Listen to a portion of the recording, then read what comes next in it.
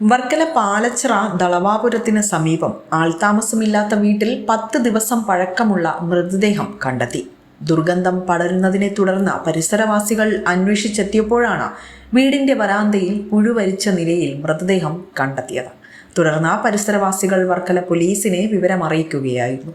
Police എത്തി അന്വേഷിച്ചപ്പോഴാണ് വർക്കല മൈതാനം homeo ആശുപത്രിക്ക് സമീപം താമസിച്ചു വന്നിരുന്ന വിജയൻ എന്നയാളുടെ മൃതദേഹമാണ് ഇതെന്ന് ഒടുവിൽ കണ്ടെത്തിയത്. കുടുംബവുമായി അകന്നു കഴിയുകയായിരുന്ന ഇയാൾ ക്യാൻസർ രോഗബാധിതനായിരുന്നുവെന്നും പറയുന്നുണ്ട്.